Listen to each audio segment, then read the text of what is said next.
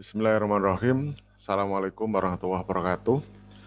Selamat pagi, salam sejahtera buat kita semua. Untuk materi kuliah kali ini kita akan bicara atau membahas terkait profil UPN Veteran Yogyakarta. Ini saya perbesar.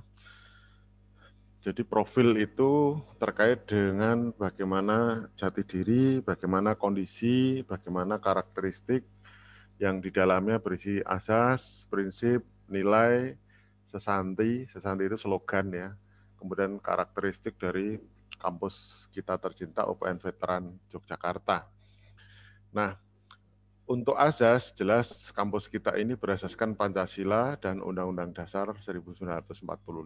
Ini saya pikir sudah sangat baku. Kemudian untuk prinsip dasarnya, bahwa pengembangan ilmu pengetahuan dan teknologi dilandasi nilai universal dan objektif.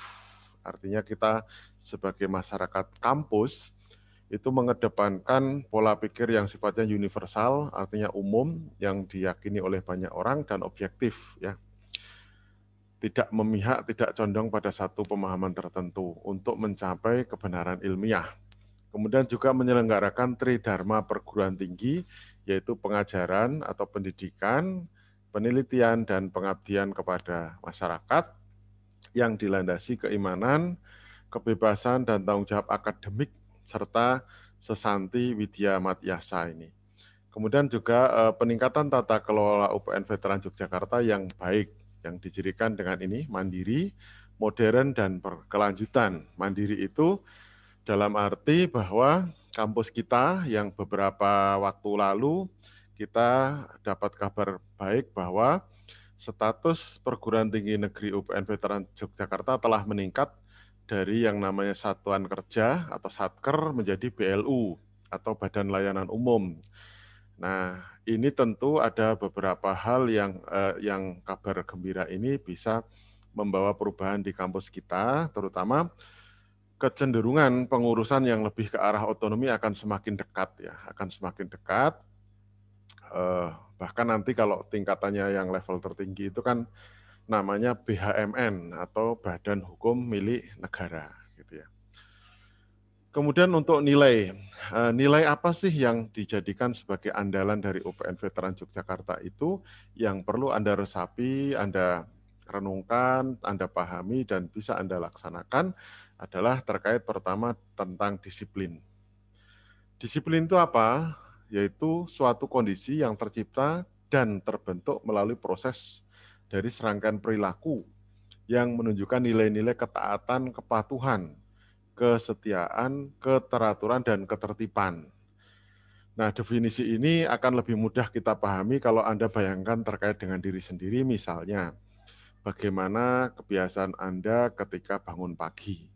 Nah, kebiasaan bangun pagi inilah yang kemudian akan menentukan sejauh mana tingkat kedisiplinan Anda. Misalnya, Anda bangun pagi setiap jam berapa? Ya kan? Oh iya, bangunnya setiap jam 4 misalnya. Nah, apakah itu konsisten jam 4 terus? Ataukah kadang jam 4, kadang jam 5, kadang jam 6, kadang jam 9, ya, kadang jam 12 siang gitu. Berarti tingkat kedisiplinannya masih rendah. Tapi kalau bangunnya itu sudah konsisten selalu pagi, itu berarti disiplinnya tinggi. Kemudian merembet lagi bagaimana kebiasaan Anda di kamar mandi, misalnya bagaimana naruh sabun, naruh odol, naruh handuk, naruh pakaian kotor, ya. Itu semua akan terlihat bagaimana pola disiplin yang Anda terapkan. Makin disiplin biasanya akan terjadi keteraturan, ya. Ketaatan, kepatuhan, kesetiaan, keteraturan, dan ketertiban. Jadi misalnya kalau Anda habis mandi, handuknya itu ditaruh di mana, dijemur di mana. Kalau habis pakai odol, ditutup misalnya. Kalau habis pakai sikat gigi, taruh di mana. Itu adalah nilai disiplin yang bisa dipahami secara sederhana dari Anda masing-masing. Kemudian nilai-nilai ini adalah kepatuhan yang perlu kita terapkan baik secara untuk pribadi, keluarga, masyarakat maupun untuk penerapan dalam bernegara. Jadi disiplin secara umum gitu ya. Termasuk Anda dalam belajar itu juga perlu menerapkan kedisiplinan. Misalnya Anda membuat jadwal bahwa setiap hari saya harus belajar jam sekian sampai jam sekian. Atau setiap hari Minggu saya harus refreshing, misalnya hari Minggu atau hari Sabtu selama 1 jam naik sepeda misalnya.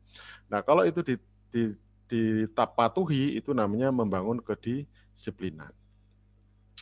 Nah, berikutnya, ciri-ciri yang sangat menonjol dalam kedisiplinan itu bisa kita lihat dalam misalnya pendidikan kepramukaan ya, seperti yang kita lakukan saat SD, SMP, dan SMA. Itu kan membangun sifat disiplin, terus membangun sifat sukarela, ya mudah menolong kalau temannya butuh bantuan kita bantu. Bantuan itu kan macam-macam ya, ada mungkin karena teman kita cacat, ada mungkin teman kita sedang lemah, sedang sakit, atau sedang berduka. Nah, disitulah kita butuh semangat sukarela. Juga untuk belajar hidup mandiri, karena apa? Anda menjadi mahasiswa, itu ujung-ujungnya nanti adalah belajar mandiri. Maka kalau nanti Anda ke kampus, ketemu teman-teman, terus nanti rame-rame nonton bola, rame-rame ke kantin, itu hanya sementara. Aslinya, pendidikan itu sifatnya adalah untuk membangun kemandirian. Juga yang keempat ini yang tidak kalah pentingnya adalah membangun jiwa kesatria. Kesatria itu tidak selalu pria ya, wanita juga termasuk. Kesatria itu artinya sifat gagah, sifat berani bertanggung jawab, sifat loyalitas. Dan ini sangat penting adik-adik sekalian. Jadi ini bukan hanya untuk negara saja, tapi juga untuk kehidupan Anda. Bagaimana Anda sifatnya gentleman, Anda bisa dipercaya, bisa bekerja dengan baik, bertanggung jawab dalam organisasi, dalam dunia kerja, dan juga loyalitas. Bahkan juga ini nanti bermanfaat dalam Anda membangun hubungan dengan pasangan, ya bisa pacaran, bisa pernikahan, atau dalam keluarga, dalam organisasi lainnya, gitu ya. Kemudian kita lanjutkan setelah tahapan disiplin. Nah, yang kedua adalah kejuangan. Kejuangan ini adalah istilahnya dengan bahasa saya adalah tahan banting. Jadi bahasa motivasinya, Anda jangan terpedaya dengan berapa kali Anda jatuh, ya, berapa kali Anda jatuh, tapi yang terpenting itu bukan berapa kali Anda jatuh, yang terpenting adalah seberapa cepat Anda bangun ketika Anda terjatuh. Itulah kejuangan. Jadi kejuangan itulah tahan banting, ya. Pak, Pak, saya sangat sedih karena saya merasa gagal. Emangnya di dunia ini nggak ada orang yang gagal, ya. Hampir semua orang pernah mengalami kegagalan. Yang terpenting adalah bagaimana secepat-cepatnya kita bisa bangkit dari kegagalan itu untuk melakukan evaluasi dan membangun langkah-langkah yang lebih baik dari sebelumnya. Jika sebelum jatuh kita melangkah hanya 10 cm, maka setelah jatuh harapannya bisa melangkah sejauh 20 cm dan seterusnya. Itu hanya sebagai perumpamaan saja ya. Sifat kejuangan ini harus dimiliki oleh kita semua secara pribadi dan biasanya akan muncul ketika kita ini memang punya jiwa rela berkorban gitu ya, rela berkorban kepada tanah air dan sebagainya. Nah, yang ketiga dari yang ketiga ini adalah kreativitas. Kreativitas itu kalau bahasa tentara, kalau Anda orang Jawa itu kan pakai slogan "Mbuh piye carane". "Mbuh piye carane" kalau dalam bahasa Indonesia sudah pokoknya saya tidak mau tahu, itu harus gitu kan. Misalnya Anda punya komitmen Anda harus meraih cum laude gitu kan. Harus meraih cum laude dengan IPK kan minimal 3,6. Nah, kalau itu dijadikan sebagai capaian akhir, maka Anda butuh kreativitas. Nah, kreativitas itu adalah slogan gimana caranya apapun harus dilakukan untuk meraih 3,6. Minimal 3,6. Nah, ini tentu perlu dilakukan dengan cara-cara yang baik dan benar kan begitu. Kemudian kreativitas itu bisa juga dilatih. Jadi misalnya contoh sederhana, Anda biasanya makan pakai sendok gitu kan. Nah kalau sendoknya nggak ada terus bagaimana? Kreativitasnya bagaimana? Oh ya pakai tangan biasa aja tanpa sendok. Ah nggak bisa karena ini pakai kuah. Ya sudah kita pakai pincuk misalnya, pakai daun yang dilipat sedemikian rupa membentuk seperti sendok misalnya. Ketika di lapangan pakai daun pisang itu bisa untuk mengambil kuah dengan cara dipincuk atau dibentuk seperti segitiga gitu. Nah itu bagian dari kreativitas. Atau misalnya Anda di rumah ada roti yang harus dipotong dengan pisau.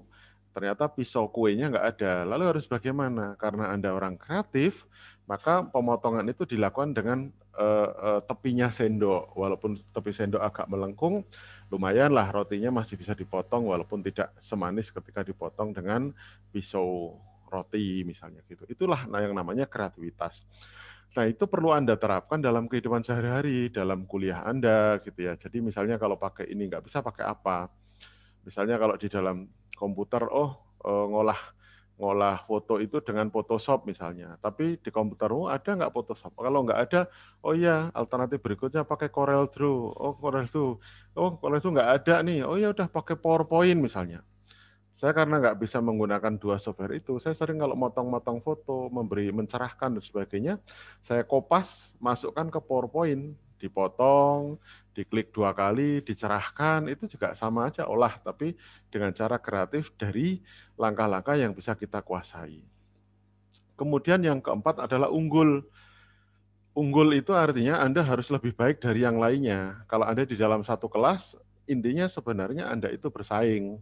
Bagaimana Anda itu berkomitmen ya untuk bisa lebih baik dibanding teman-teman yang lain tapi dengan cara persaingan yang bagus. Kalau persaingannya bagus, otomatis nanti langkah-langkah yang didapat pun juga akan gentleman. Kemudian hasilnya pun nanti membanggakan. Anda bisa ranking 1, bisa IPK lebih, tapi ternyata dengan cara-cara curang, misalnya menyontek, dengan memanipulasi dan sebagainya, itu juga keunggulan yang keliru. Keunggulan yang baik itu adalah modal yang digunakan dengan cara-cara yang baik pula, gitu ya. Terus kemudian bela negara. Nah, ini bela negara ini adalah yang sering kita sebut sejak awal perkuliahan. Bagaimana setiap individu itu punya spirit untuk membela bangsa dan negara dari berbagai macam gangguan. Baik itu gangguan dari luar maupun gangguan dari dalam. Nah, gangguan-gangguan inilah yang harus kita antisipasi. Terutama Anda yang berada pada era 4.0 itu gangguannya kan tidak melulu senjata berat gitu ya, bukan tank, bukan apa, ya itu memang ada. Tapi ada gangguan-gangguan lain, misalnya dari perang asimetris misalnya, dari hacker, dari hoax, dari info-info lainnya, dari influencer dan sebagainya yang itu harus Anda antisipasi sehingga secara digitalisasi Anda mendapatkan data-data dan kebenaran yang diyakini. Nah, bela negara ini harus segera disiapkan, makanya ada pasukan cadangan ya. Pasukan cadangan di Kemhan itu adalah orang-orang sipil yang dilatih dengan disiplin, kejuangan yang nanti bisa siap dipanggil oleh negara apabila dibutuhkan. Itulah konsep bela negara. Terus kemudian yang keenam, ya, yang keenam ini jujur. Hati-hati. Anda kalau kerja dimanapun, syarat jujur ini bukan hal yang sepele, tapi syarat utama. Kalau Anda tidak jujur, diberi amanah, misalnya sama bos disuruh beli rokok misalnya, apakah kembaliannya yang Rp300 itu dikembalikan atau tidak, itu bagian dari kejujuran. Kadang-kadang bos ingin menguji apakah Anda ini bisa jujur atau tidak. Jujur apabila diberi amanah keuangan, jujur pada kemampuan diri, jujur pada bagaimana menilai perusahaan, jujur juga dalam sikap dan tindak tanduk sehari-hari. Ini sangat penting ya.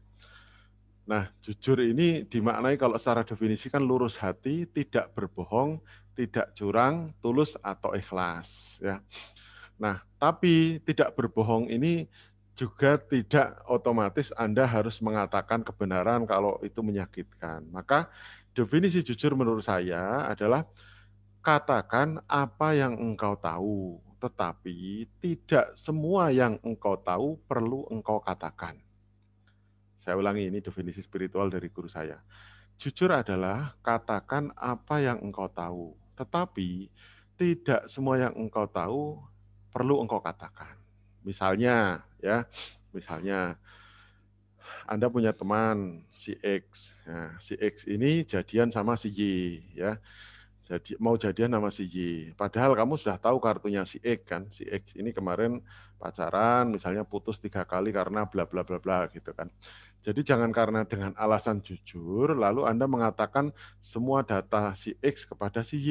Karena itu malah bisa akan mengganggu stabilitas hubungan mereka. Nah, Makanya jujur itu artinya juga bisa menempatkan diri kapan kita bicara dan kapan kita diam, gitu ya. Terus kemudian semboyannya adalah Widya Matyasa yang memiliki makna menuntut ilmu guna diabdikan untuk pembangunan bangsa dan negara. Nih, Widya Matyasa itu adalah slogan yang ada di logo UPN itu, yang artinya menuntut ilmu guna diabdikan kepada bangsa dan negara. Berarti kan ini bela negara banget ya. Nah, kekhasan UPN itu merupakan perguruan tinggi yang mempunyai ciri khas bela negara sesuai dengan Peraturan Presiden 121 tahun 2014. Ya. Lambang, bendera, dan lagu. Nah, lambang, kalau kita bicara lambang, ini lambang UPN. Pak, apa bedanya lambang UPN Jogja dengan Jawa Timur dan Jakarta? Kalau Anda cermati lambang ini, Anda nanti kalau pemakai lambang UPN, cari di Google, jangan salah ambil ya. Perbedaannya ada di paling bawah ini. Kalau kita ada tulisan Yogyakarta, kalau Jakarta ya Jakarta, kalau Jawa Timur di sini tulisannya Jawa Timur gitu. Ini logonya. Nah, maknanya apa? Nanti bisa dibaca sendiri ya, warna kuning memiliki warna yang sesuai dengan tuntunan zaman, kiprah dalam dunia pendidikan sebagai pengawal pengikat seluruh makna itu kuning. Kemudian melati itu berwarna putih merupakan kepribadian bangsa Indonesia yang suci, bersih, agung dan sebagainya. Kemudian 5 kelopak ini merupakan makna jiwa Pancasila. 2 kelopak memiliki makna menuntut ilmu serta membaktikan diri pada masyarakat. Jadi ada 5 kelopak ya, 5 kelopak, kemudian ada juga 2 kelopak gitu ya. Api itu semangat ya, semangat ya. Terus kemudian pita di dalam ada tulisan Widya Matyasa, ini makna tadi mencari ilmu. Topi baja berwarna hijau ini merupakan makna perwujudan dari UPN Veteran sebagai suatu monumen aktif veteran Republik Indonesia. Jadi monumen aktif itu kalau biasanya kan monumen itu bangunan-bangunan dari semen, batu dan sebagainya. Kalau UPN ini namanya monumen aktif. Jadi monumen kebanggaan dari nilai-nilai perjuangan 45. Jadi UPN ini tidak sembarangan, bukan sekedar kampus biasa ya. Terus cara penulisan UPN Anda lihat ini ya, Universitas Pembangunan Nasional, veterannya ada tanda petik, jangan sampai keliru. Yogyakarta ya. Bendera, nah bendera UPN ini segi 4 gitu, ada ukurannya juga. Nah, bendera di tiap fakultas itu ada warna, kita lihat ya. Kalau teknologi mineral warnanya seperti ini ya, ini biru muda, lebih tajam begini ya. Terus kemudian kalau pertanian ini hijau ya, hijau. Nah, FTI Anda biru. Makanya nanti kalau Anda misalnya mau membuat kaos untuk apa namanya korsa fakultas jurusan, jangan lupakan warna biru. Ini sebagai warna pokok dari Anda gitu. Seperti kalau di pertanian kami pakai warna-warna hijau sebagai warna dasar gitu. Anda biru, kemudian yang ekonomi ini abu-abu ya. Abu-abu, kemudian yang FISIP itu oranye. FISIP itu oranye. Ini warna. Kemudian lagu-lagu, ini ada himne UPN Veteran. Ini berarti berlaku ke semuanya ya. Di bawah Dwi Warna, Panji dan seterusnya. Kemudian ada Mars UPN Veteran. Nah, ada Mars UPN Veteran itu biasanya dilakukan oleh mahasiswa UPN Veteran dan sebagainya ya. Terus kemudian ada visi, misi dan tujuan ini. Nah, visi UPN itu apa? Menjadi universitas pionir, pelopor pembangunan yang dilandasi jiwa bela negara di era global. Misinya apa? Menghasilkan lulusan yang berdasar global, berjiwa bela negara dan berkualitas. Mengembangkan konsep ilmu pengetahuan dan teknologi, meningkatkan kualitas penelitian, ya, meningkatkan kualitas pengabdian pada masyarakat. Jadi ini apa namanya BCA ini Tridharma ya. Ini adalah pendidikan pengajaran, ini penelitian, ini pengabdian pada masyarakat gitu. Nah, tujuan UPN itu untuk menjunjung pembangunan nasional melalui bidang pendidikan tinggi dalam rangka terciptanya sumber daya manusia yang unggul di era global dengan dilandasi jiwa bela negara. Nah, terus kemudian penyelenggaraan Tridharma perguruan tinggi ini terkait dengan pendidikan, pembelajaran dan kemahasiswaan. Lah ini yang yang akan kita bahas nanti untuk penyelenggaraannya. Jadi ada bidang pendidikan, kemudian yang kedua bidang penelitian, kemudian ada bidang pengabdian pada masyarakat. Nah, ini yang akan kita bahas pada kuliah berikutnya.